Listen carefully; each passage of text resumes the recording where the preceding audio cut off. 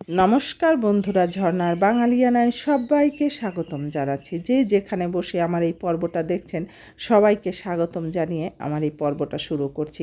আমি এখানে কিছু লিচু নিয়েছি। দেখেন বন্ধুরা, লিচুগুলো দেখতে যেরকম মনে হচ্ছে যেন এখনই খেয়ে ফেলি, কিন্তু খবরদার লবণ ছাড়া লিচু খাবেন না। লবণ দিয়ে অবশ্যই খাবেন, সাবধান, কারণ আজকালকার লিচু আমাদের বাজারে তোলার আগে তারা যে পরিমাণ কীটনাশক ব্যবহার করে, বন্ধুরা এইটা যদি সরাসরি খেয়ে ফেলেন তাহলে কিন্তু আপনার অনেক বড় ক্ষতি হয়ে যেতে পারে, যেটা আপনি চোখেও দেখবেন না, শরীরের মধ্যে মধ্যে চলতে থাকবে। বন্ধুরা, আমি আজকে এই লিচুগুলোকে কীটনাশক মুক্ত করব, আপনাদের সাথে সেটা শেয়ার করব। বন্ধুরা, বাজার থেকে আমরা প্রথম লিচু বাড়িতে নিয়ে আসব এবং পরিষ্কার করব, তারপরে খাবো। দেখেন বন্ধুরা, এখন ম্যাক্সিমাম জায়গায় দেখবেন মানুষ ক্যান্সারে মারা যায়। এত পরিমাণ ক্যান্সারে মানুষ মারা যায়, ভাবাই যায় না। আর এইভাবে ফলগুলো কীটনাশক ব্যবহার করার জন্যই কিন্তু এগুলো হচ্ছে। দেখেন আমি এই যে লবণটা দিয়েছি, এই লবণগুলো দিয়ে কিন্তু আমি ভালো করে এই ফলগুলোকে পরিষ্কার করব।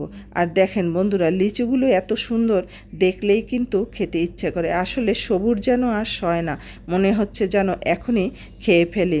আমার দেশে বিদেশে যে যেখানে বসে এই রেসিপিটা দেখছেন সবাইকে বলবো, ভালো লাগলে অবশ্যই সাবস্ক্রাইব করে দেবেন আর বেল বাটনটা অন করে দেবেন। আমার যে কোনো রেসিপি সর্বপ্রথম আপনার মোবাইলে চলে যাবে। বন্ধুরা, আমি এই লিচুর গিটগুলো খুলে দিলাম। এবার সব আস্তে আস্তে খুলে খুলে একেবারে ফাঁকা ফাঁকা করে দেব, যাতে এটা পরিষ্কার করার সময় আমার এই সবগুলো ফলের গায়ে জলটা লেগে যায়। বর্তমান সময় যে পরিমাণে ক্যান্সার হচ্ছে, বিভিন্ন রোগের সম্মুখীন আমরা হচ্ছে, এর কারণই হচ্ছে কীটনাশক। এত পরিমাণ কীটনাশক দেয়া হয়। দেখেন বন্ধুরা, আমি ভিনেগার নিয়ে আসলাম। এবার এই ভিনেগারের মুখের কৌটার 1 কৌটা আমি ভিনেগার দিয়ে দেব। এই যে দেখেন, এইটুকুই দিলাম। আমার এখানে 50টা লিচু আছে। আপনারা দেখেন, লবণ দিলাম 1 চামচ আর ভিনেগার দিলাম 1 চামচ। এবার আমি এই পুরো বাটিটা ভরে জল দিব। আর বন্ধুরা, আপনাদের সাথে বলি, আমাদের পরিচিত কিছু লোক আছে, তাদেরকে আমি দেখেছি, তারা লিচু প্রথমে গাছ থেকে পেড়ে কী করে, আপনার ওষুধের মধ্যে এরা চুবায়, যাতে এটা না শুকিয়ে যায়। একেবারে তাজা তাজা দেখবেন, লিচুর দোকানে গেলে মনে হচ্ছে যেন এখনই গাছ থেকে ফলগুলো পেড়ে নিয়ে আসছে। পাতাটাও কিন্তু শুকায় না, এমনভাবে তারা ওটাকে দিয়ে দেয়। আবার যখন ফলের দোকানে নিয়ে আসে, ফলের দোকানে একদিনে তারা বেচতে পারলো না, তারা আবার ওই রাতে কি করে, এই ওষুধের মধ্যে তারা আবার এই ফলগুলোকে ডুবিয়ে রাখে।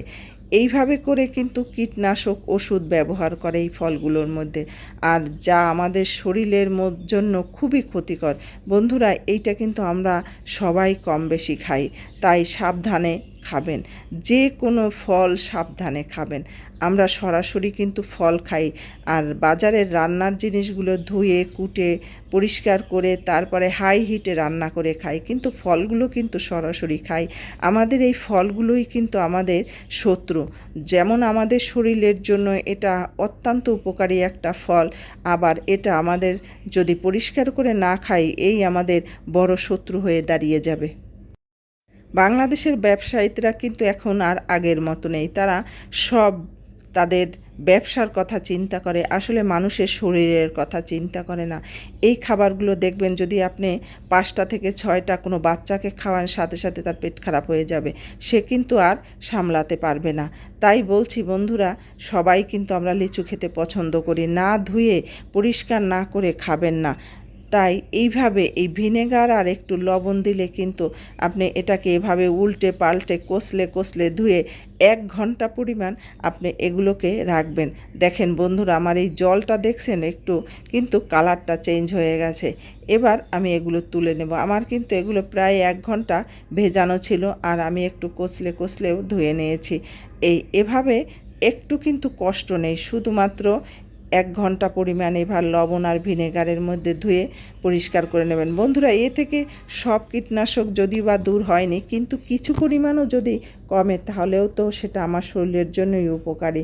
তাই বন্ধুরা, যে যেখানে বসে আমার এই পর্বটা দেখলেন তাদের বলবো অবশ্যই শেয়ার করবেন এটা সবাইকে দেখার জন্য, আর সাবস্ক্রাইব করে দেবেন, আর ভালো লাগলে লাইক দেবেন, আর কমেন্টে লিখবেন যে আসলে আমি যা করলাম সেটা আসলে শরীরের জন্য কতটা উপকারী। ভালো থাকবেন, সুস্থ থাকবেন, আবার নতুন একটা পর্ব নিয়ে আপনাদের সামনে হাজির হব। ধন্যবাদ সবাইকে।